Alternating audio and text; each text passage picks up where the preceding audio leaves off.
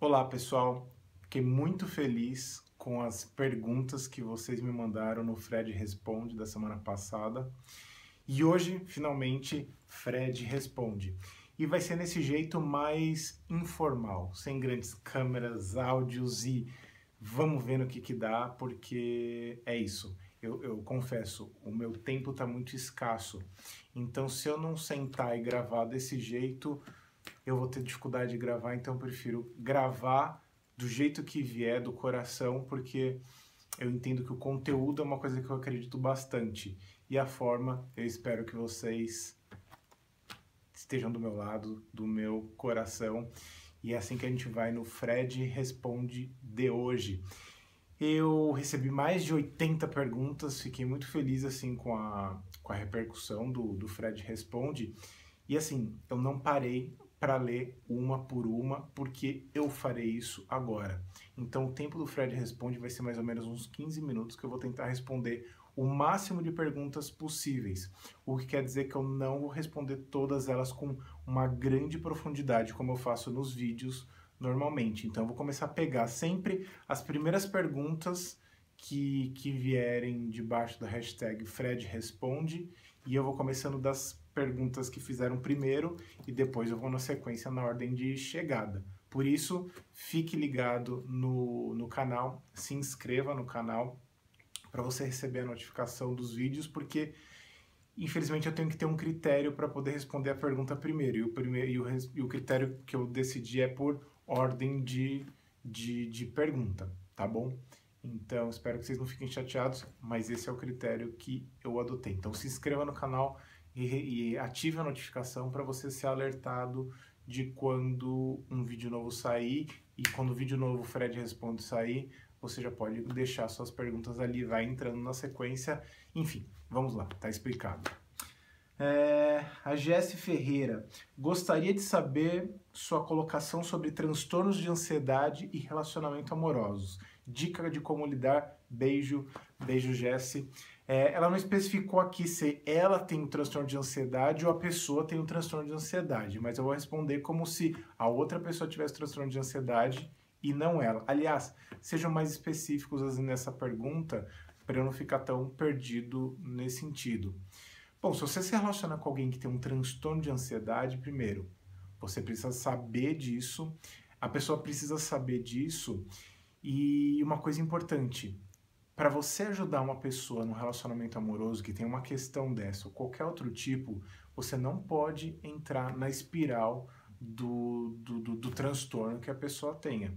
Porque se você entra naquela espiral do transtorno, você não está ajudando aquela pessoa a lidar com aquela situação específica. Então você tem que ter um pouco mais de autocontrole para você poder não surtar junto. E eu estou falando surtar um termo pejorativo, vamos colocar assim, mas é o termo que talvez mais se adequa nesse sentido. Surtar no sentido de sair fora de si. E nesse sentido, eu acho que no caso da ansiedade, quanto mais você exercitar a sua presença, a sua capacidade de não entrar no futurismo catastrófico que o ansioso tem, melhor você se sai nas situações. Então, às vezes, você vai ter que conter a pessoa fisicamente, se aproximar, dar um abraço, um beijo, um carinho. Às vezes, o fato é você se sair um pouco do ambiente, deixar a pessoa um pouco a sós com a questão dela. Às vezes você vai conversar, então tranquilizar a pessoa, sempre trazer ela para o presente, para o corpo, para o aqui, para o agora. Mas definitivamente, se você estiver perdendo o seu senso de realidade, você precisa se retirar, se recompor para voltar e ajudar. E, de novo, incentivar a pessoa a procurar ajuda terapêutica, de qualquer jeito que for. Em última instância, você também, porque às vezes conviver com uma pessoa que tem um transtorno é puxado, é uma barra, e às vezes você precisa de ajuda que não seja só da sua cabeça. Tá bom, Jessi? Espero ter respondido brevemente a sua pergunta. O Paulo Santos... peraí, deixa eu uma coisa cair. Não deixei. Aqui. Como deixar de ser uma pessoa menos social e adquirir novos amigos? Paulo Santos. Como deixar de ser uma pessoa menos antissocial? Acho que é isso que ele quer dizer. Primeiro, eu acho que se interessando por pessoas. E se interessar por pessoas quer dizer parar de se preocupar tanto com o que as pessoas pensam de você. Porque pode não parecer, mas o tímido ele tem uma preocupação excessiva com a imagem que ele...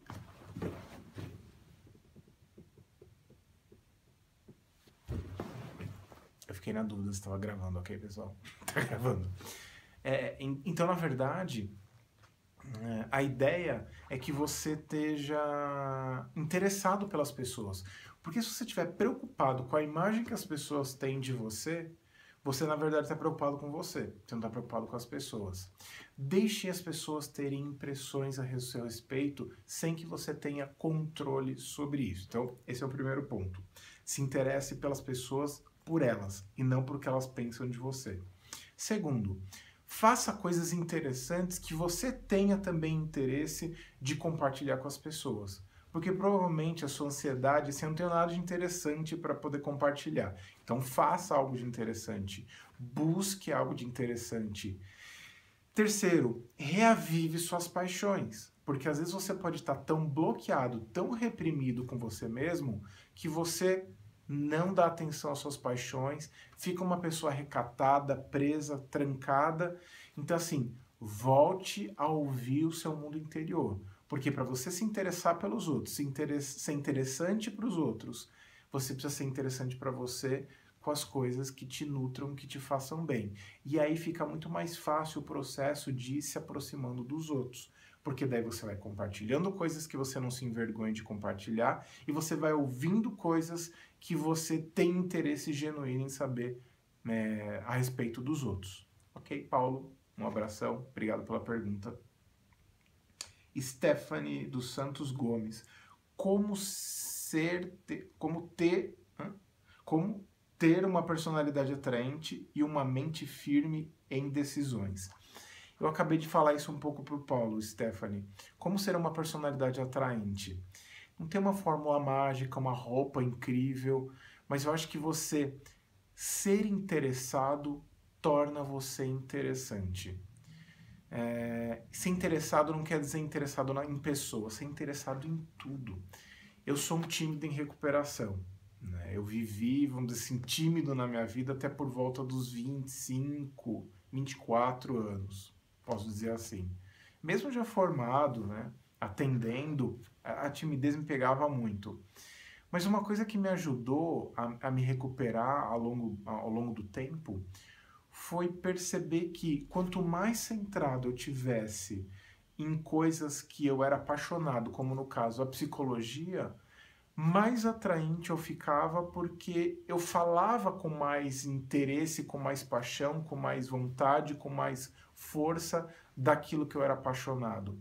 Agora, se eu era uma pessoa que estava sempre preocupado, tenso, fechado em mim mesmo, a possibilidade de eu ser atraente ou até me atrair pelos outros acabava sendo uma descompensação, porque eu acabava me atraindo por pessoas que estavam numa vibe muito boa, enquanto eu estava voando baixo na vida, meio que sem saber o que eu queria, sem saber o que eu buscava. Então, assim, fortaleça os seus pontos fortes, fortaleça a sua rotina, seu hábito, suas paixões, seus gostos, e você vai gradualmente aumentando o processo de autoestima. Já gravei um vídeo falando sobre autoestima, então dá uma procuradinha aí no histórico, você vai ver. Gostar de si mesmo, cultivar uma relação boa com você. Afinal de contas, você convive consigo mesma o tempo todo. Beijo, Stephanie. Muito obrigado pela pergunta. Agnaldo Souza. Sinto que saio de um relacionamento, porém não consigo esquecer a pessoa. Me sinto obcecado. Agnaldo, eu escrevi um livro inteiro para isso, que é o Como Se Libertar do Ex. Eu vou colocar aqui na descrição do vídeo, mas basicamente o que eu quero te dizer é o seguinte: você nunca vai esquecer a pessoa, você não tem problema de memória, não tem Alzheimer, nada nesse sentido. O que você vai fazer é ressignificar o papel dessa pessoa na sua vida, e você só vai conseguir fazer isso se você seguir em frente e parar de idealizar aquela pessoa e contar historinhas para você mesmo de que só existia uma vida do lado daquela pessoa, ou você não tem vida sem ela. Então você precisa criar uma vida sem essa pessoa. Resgatar coisas da sua vida, da sua existência, dos seus interesses. Ó, a gente está falando mais ou menos tudo a mesma coisa, né? Buscar um pouco a trilha em si mesmo. Isso não é egoísmo, não é egocentrismo, isso é resgate da própria, das suas próprias características, do seu sentimento de amor próprio, e amor próprio no sentido positivo dele, de autocompaixão, de autoquerência, de autorrespeito. Assim você vai gradualmente seguindo uma trilha interior e gradualmente deixando a pessoa ganhar o lugar dela na sua vida, que é alguém que te fez bem, te fez um pouco mal, e a vida que segue. Mas esquecer você não vai esquecer. Você não tem problema de memória, tá bom? Um abração, Aguinaldo. Boa sorte no seu processo. E se quiser se aprofundar, tem o livro Como Se Libertar do Ex. Serve para homem, para mulher, enfim. Pra qualquer um que tenha um ex. Ex-chefe também, tudo bom. Miriam Rosana, queria que você falasse um pouco como identificar pessoas com traços psicopatas. Adorei a proposta do Fred Responde. Miriam, muito obrigado. Esse é um vídeo que eu quero fazer ele um vídeo inteiro. Mas basicamente entenda que o psicopata é uma pessoa que não se importa efetivamente com o sentimento das outras pessoas. Essa é uma das características. E isso vai fazer com que ela pareça ser mais indiferente, mais fria, mas não porque ela está bloqueando os sentimentos dela, mas porque não vem sentimento e preocupação ali. Ela consegue se colocar no lugar do outro porque ela precisa sacar quem é a outra pessoa, mas efetivamente ela não se importa. Então é assim que você reconhece um psicopata nível 1, porque o psicopata nível 10 você vai reconhecer com ele matando você. Não desejo isso para ninguém, mas é isso que acontece. Aliás, nem todo psicopata é assassino, só para desfazer essa confusão. Francisca Almeida, boa noite, Fred. Como lidar com a instabilidade do parceiro dentro do relacionamento? Beijos, beijos, Francisca. Não se desestabilizar junto com aquela outra pessoa. Então, se você estiver firme no seu propósito, nos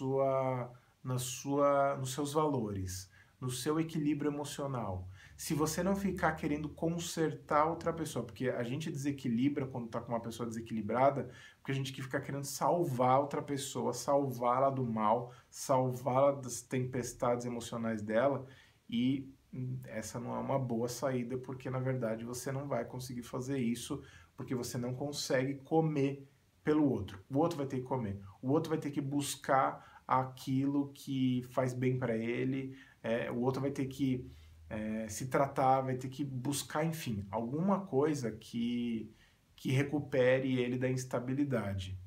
E lembrando, é uma escolha sua estar do lado de uma pessoa instável. Então você não é obrigada a ficar do lado de uma pessoa instável, porque, mas afinal de contas a pessoa é tão legal quando ela está estável. Só que a gente tem que escolher a pessoa não pelas virtudes que ela tem. As virtudes todo mundo gosta, né? Você tem que escolher a pessoa pelos defeitos toleráveis. Defeitos toleráveis, aquele que você suporta conviver. Porque todo mundo vai ter um defeito ou outro. Um vai ser mais acelerado, outro vai ser mais lento. Mas, enfim, qual é aquele que você tolera conviver? Então, assim, não entra na desestabilização da outra pessoa. Ok, Francisca? Um beijão, boa sorte por aí. Lucy Pedrosa, carência afetiva emocional. Como faço para me livrar disso que me faz tanto mal? Seus vídeos são sensacionais. Parabéns, lindo. Obrigado pelo lindo. Carência afetiva emocional. Carência afetiva, ela nasce também de uma falta de perspectiva pessoal. É quando você é subnutrido em relação às suas próprias necessidades. Então, a primeira pessoa que tem mais vivacidade que você, que passa e cruza o seu caminho, você já adere a ela como se fosse a coisa mais importante do mundo e como se você não tivesse um valor absoluto guardado dentro de si. Então, Lucy, a carência afetiva, ela nasce de uma instabilidade de um valor pessoal que você tenha com você mesma. Então, o que eu diria para você cuidar, cultivar é de uma vida interior rica, satisfatória e com vivacidade. Para você poder ver o outro como um parceiro de vida e não como alguém que você vai pendurar o seu cabide de expectativas e viver em função dessa outra pessoa.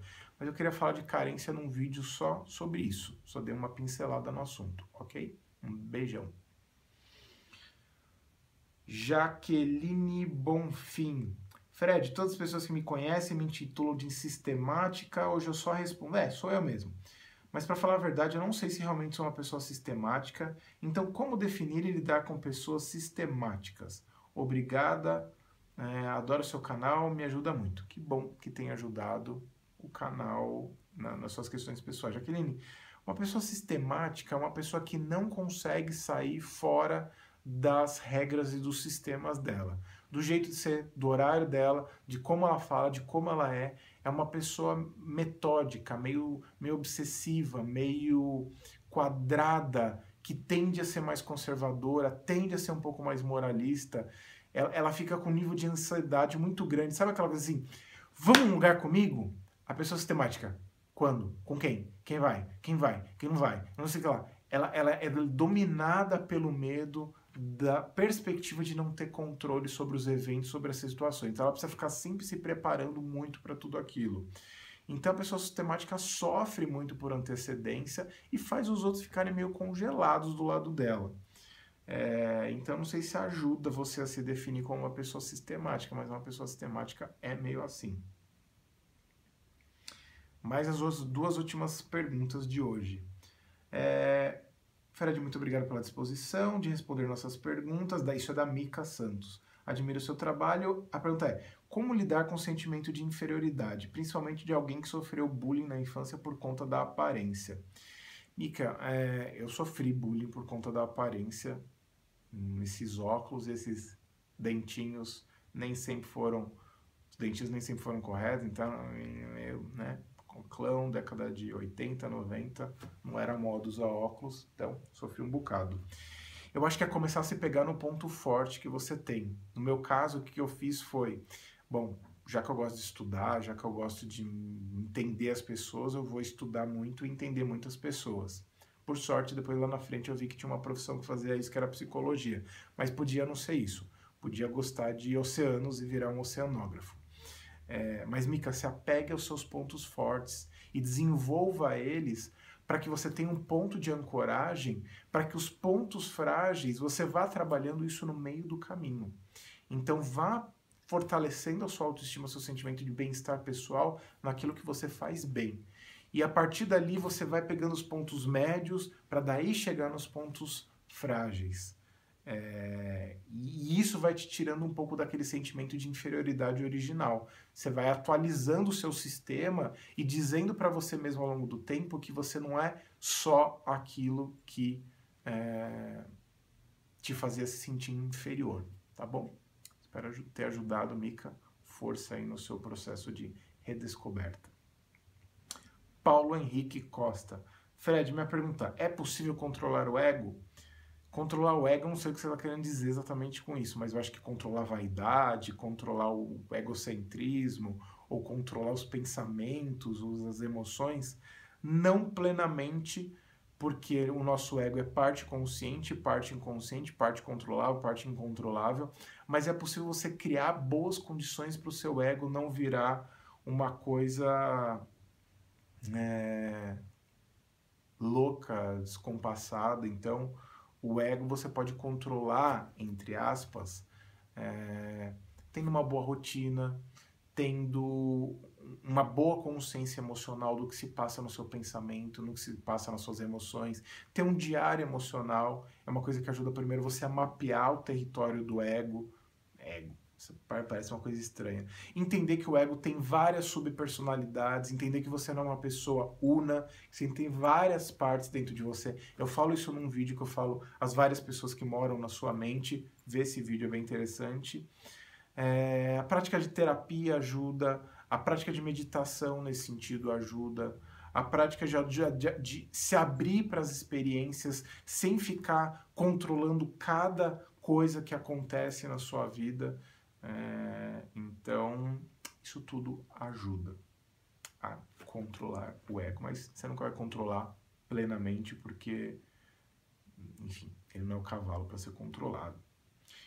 E uma última pergunta que eu não ia fazer. Thomas Bragança, amor platônico. Estou sofrendo dessa doença chata. Pois é, amor platônico ele se vale de uma escassez de uma personalidade com vivacidade, com alegria de viver e faz você ficar fantasiando que a pessoa é muito melhor do que realmente é e na verdade é um grande processo de evitação de intimidade. A intimidade é trabalhosa, a intimidade é uma coisa que confronta a gente com as nossas fragilidades.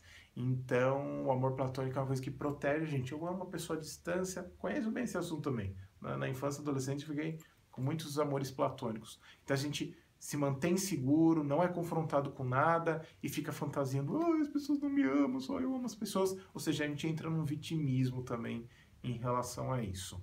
Então, assim, prefira relações reais naquelas que você sofre, ama, se descabela e se alegra aqui e agora e pare de procurar pessoas impossíveis. Tá bom, Tomás? Um abração. Gente, adorei as perguntas. Fred Responde continua. Eu vou tentando mesclar com vídeos onde eu falo sobre um tema só, mas é isso aí. Me siga nas redes sociais, no Instagram, @FredMatos com 2 T's. Vai me seguindo lá, tô produzindo umas coisas bem legais. Curta, comente, faça novas perguntas do Fred Responde, #FredResponde, para a gente poder acompanhar.